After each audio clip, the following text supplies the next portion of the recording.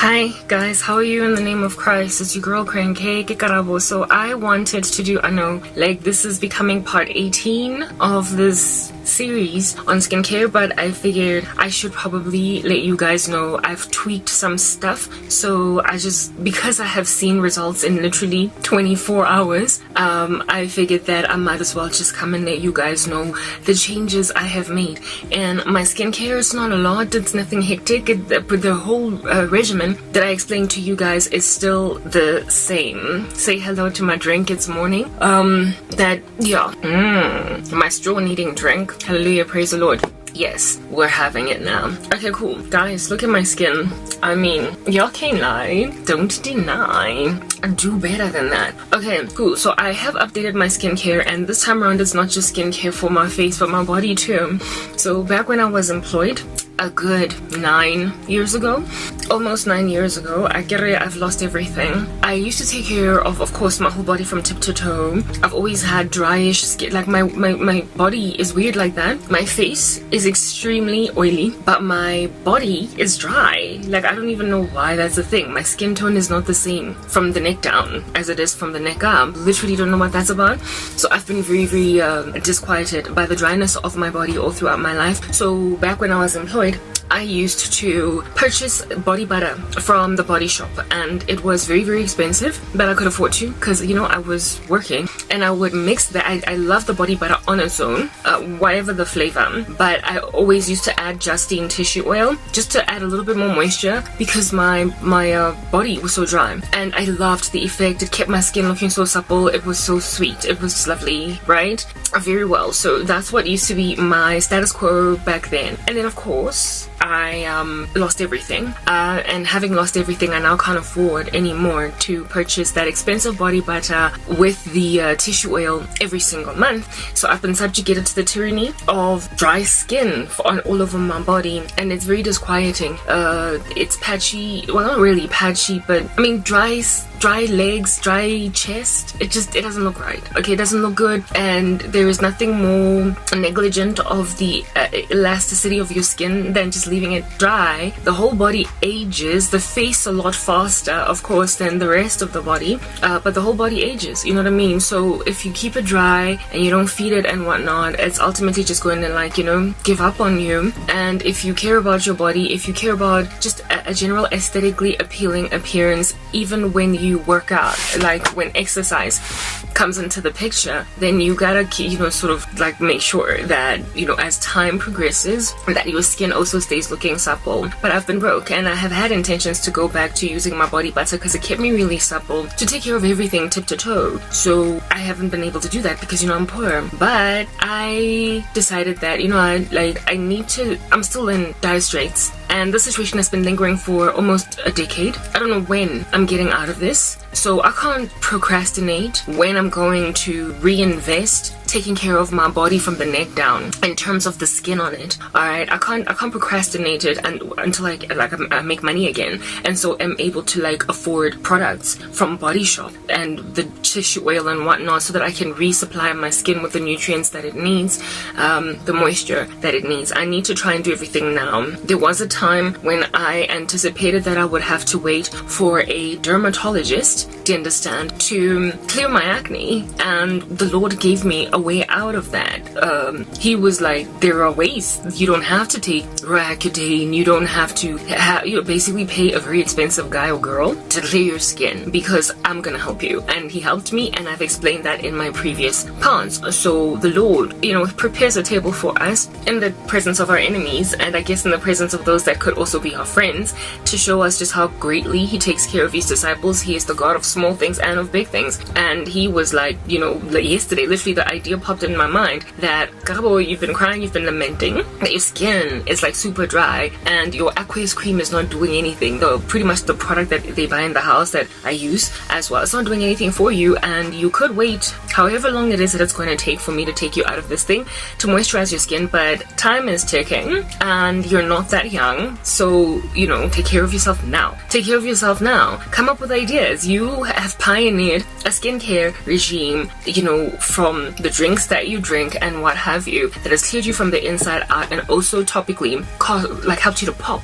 You've pioneered that. So how about you pioneer cheaply, that is. How about you pioneer cheaply too, then something that's going to make sure that, you know, like your neck is catered to, your chest is catered to, your arms, your legs, the rest of your body is catered to. You had plans to try and see if you can't deal with the stretch marks on your buttocks back when you were still employed. Well, you can't afford laser, you can't afford scar treatment, you can't afford any of that. So find a way around it. Like, see, you know, experiment, show the people that it is the glory of God to conceal a matter, but the glory of kings or mankind is to search it out. So search out my glory and all of creation and advise, counsel, show people what it is that I do for my children. When they trust in me, I give them top-notch celebrity type body treatments, if you want to call it that, on zero budget. So come up with something. Just think like a concoctioner or some kind of a, I don't know, like a pharmacist or an experimenter, a person that is trying to come up with a new hair product because you want to become a hair like mogul or whatever. Think like one. Come up with your own products so that you can show people what I've done just from using the knowledge that I have given you so far. So I've sought things out. So yesterday when I was what caused me to come up with this, I had just like drunk my drinks in the morning, and I was moisturizing my hands. Yes, I was moisturizing my hands after using the bathroom, right? And I was just so disquieted with the fact that after like 20 minutes of moisturizing my hands, it's like they're dry again. It's like literally nothing happened. It's like I didn't put anything on, and I was like, this stuff is gonna age my hands prematurely. I already washed dishes like no man's business, and so all that drying out from the laundry, not laundry, but the dish detergent is going to cause me to just like, yeah, you get my point. Like my hands are gonna age, and I mean, somebody gotta put a ring on this. Like I'm not trying to look 98 on my wedding day in my hand, even though my face is youthful, and it's been very frustrating. So I started to apply tissue oil, it's not Justine, y'all know it's Celtone, the tissue oil. I started to apply this tissue oil. As you can see, the bottle is empty, and I'm going to explain to you why. Last time the bottle was all the way up to there. Okay, I started to moisturize with aqueous cream on my hands. Regular good old-fashioned aqueous cream, the Dischem aqueous cream. I like would moisturize my hands after using the bathroom and washing my hands with soap and everything from there. And then having recalled how dry my hands get after just 20 minutes of application, and then they start to like look all like, you know, disheveled, I then went in with the tissue oil. I've been going in with the tissue oil for the past like maybe 3 days. I've been applying the tissue oil. I've been just dabbling a little bit of tissue oil after the aqueous cream for my moisturization efforts of my hands, and it made an improvement. It did. Like it was like significant enough for me to notice. Just it was like my hands woke up. It's like they were dead, and somebody defibrillated them, made them like Lazarus, and they came forth. So I was like, whoa, like, you know, yeah, whoa. I was looking at my hands, and I was like, whoa, I'm looking good here. Like, and just from using the tissue oil over 3 days, over and above the aqueous cream. And then the Lord was like, imagine then what would happen if you did it for your body. Right? So usually my hands are slightly damp because I've just washed them, so they're like, you know, humid, moist, like, you know, to the touch. Then I apply the moisturizer, and then I put on the tissue oil, and the Lord was like, well, Karaba, you've been crying that your skin is dry. Your body skin is dry. You've been crying about that, and you sleep on cotton sheets, and in the morning when you wake up it's even worse because all the sheets have just drunk up your body's moisture. Well, honeybee, like, lady, chica, check out what's happening to your hands. Like these hands that are always washing dishes, sunlight dishwashing liquid that strips all the moisture and is trying to take away the youthful swagger of your hands. Okay, so how about you do exactly that? Like, come up with something, girls. Come up with something. Like, come up with something for your body. You know what I mean? Like, time is of the essence over here. This is how I'm preparing a table for you in the presence of your enemies. So I was like, okay, well, I also noticed something, dear Jesus. I noticed that ever since I did let you guys know that I kicked to the curb benzoyl peroxide because I was dissatisfied with it. It's quite dry, and I don't want my skin to be addicted to it. I've been taking it ever since I got over Accutane like a good 12 years ago, and and I did not want to carry on with it. I didn't want to go into my old age still reliant on Roaccutane, but benzoyl peroxide for the clearing of my acne. And benzoyl peroxide, how it is that it interacts with the sun is not really good. It can age you in and of itself. It does not have, you know, aging properties, but when you mistakenly find yourself in the sun for a little too long, it does exacerbate the aging process. And I don't have money, guys. Things like sunscreen and whatnot, I can't afford to buy them. So my sunscreen is my UV protection is this. It's the fact that I am in a shaded, sheltered environment practically 24 hours a day. I don't drive out, I don't go out there and so have the sun coming into my car window regularly. I only go out literally of the yard perhaps once, sometimes even once every month, perhaps even once every 2 months. That's how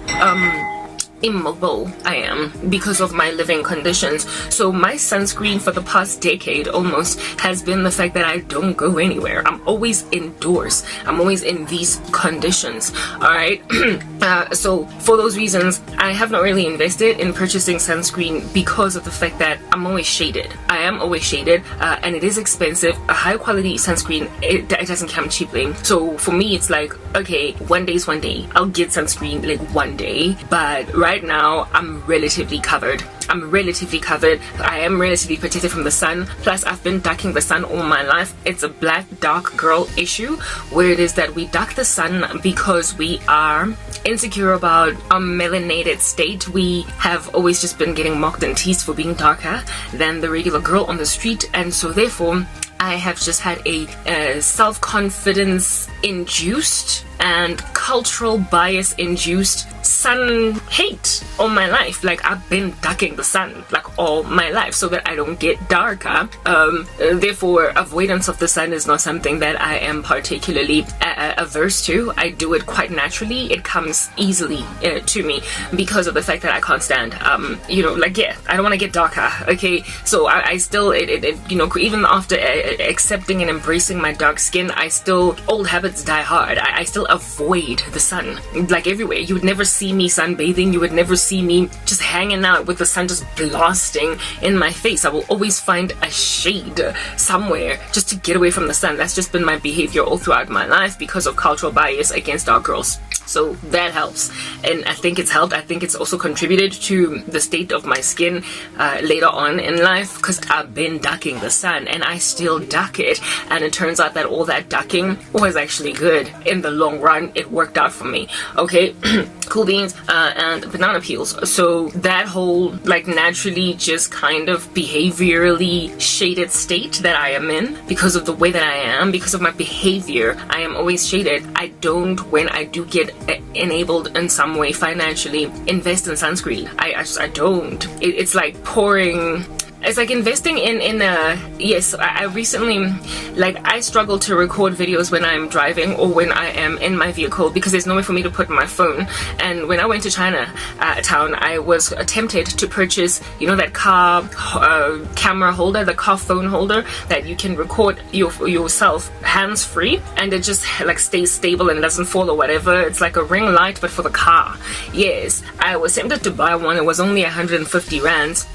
But then I was like, but how frequently do you drive out, Karabo? It's gonna make your life convenient in the 1 or 2 days in every 2 months that you do drive out. It's $150. You use it to buy something else. Get some moringa. Seriously, buy something more important. So I decided not to purchase it because of how infrequently I drive out. So whatever challenges I might have with recording while driving or recording while in my car, it does they're just for that one day, and then we move on. For the better part, I'm always recording in here, so whatever. Okay, plus I'm getting a camera that's not coming around fast enough. Yeah, so therefore to purchase sunscreen for me would be like purchasing that thing. It would be like purchasing that car dashboard phone holder type thing, because I don't need it because I barely use it, and the 1 or 2 times when I am exposed to driving, being out there, type of establishment thing, I'll just have to take the calamity that comes with the inconvenience at the time, but it's just a one-off or a two-off thing in every second month and every 2 months, whereas moringa is a daily consumption. So how about you just purchase rather what you need instead of what you don't need? Yeah, so sunscreen to me is like that. out. I'm barely ever in the sun, ever. Like, I'm always sheltered, and there are of course 1 or 2 days in a month, every 2 months perhaps even, where I am in the sun. And when that happens, I try to like shade myself with my hand or the car flippy mabobby thing. Okay, that's a power cut. The power will come back on because we've got solar panels, yeah, etc. I try to, you know, duck it as much as I possibly can. If the sun is like blasting into my car window when I'm driving, it's like, okay, I only drive once every 2 months, so like really and truly I'm not purchasing the product. So that's my explanation with sunscreen. So everybody don't come at me for not wearing some sunscreen. I'm broken, devastated, and broke. I don't have money, but if you do, you should incorporate sunscreen by all means into your skincare. Okay, yeah, so very well, having spoken all that, then I just want to show you guys what in the world under heaven is the new change. I changed something in my skincare in order to, you know, aid my body, and I also changed something on my face because I witnessed something, I observed something. Okay, I told you guys that I stopped using benzoyl peroxide. Yes, that's how I got talking about the sun. Benzoyl peroxide, apparently when it mixes with the sun, it wreaks havoc, or with any kind of heat, it wreaks havoc. And I also have quite a lot of actives on my face, and I wanted to reduce the number of actives on there. So the one active that I took out was benzoyl peroxide.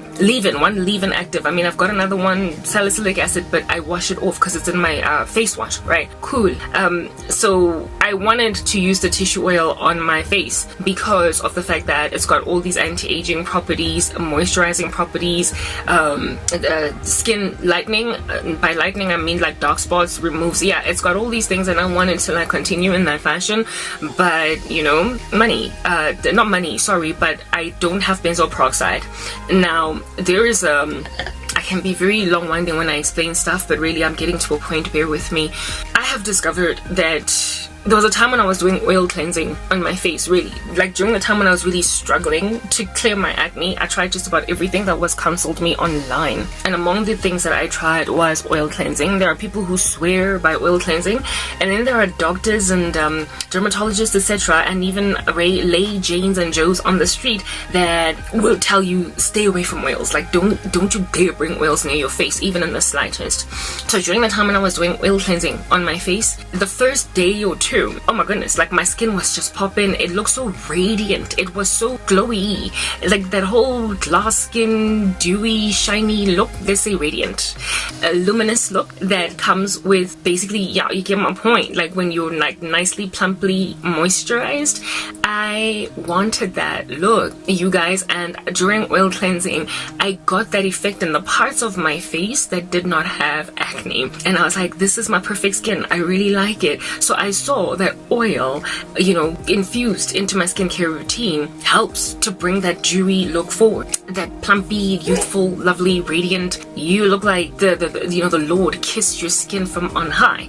Lovely. Yeah, I liked it, but it caused another issue on the side for me. I started getting these bumps, these small little bumps that kind of had like a little bit of like, you know, pussy acne. It was not your regular acne. Whatever. It looked like rash, but it was obviously acne because there was sebum in it. You could see it, okay? And they were gathering around my cheeks, especially my right cheek. This is my right. I do a mirrored version when I upload my videos because I prefer that the way that I look in a mirrored way, type thing. But this is my right? On the right side, on my cheek, I would just get these bumps, and I would like, whoa. So no matter how low in its comedogenic scale the oil was, even if it's like grapeseed oil, you know, these oils that are generally safer for people with oily skin.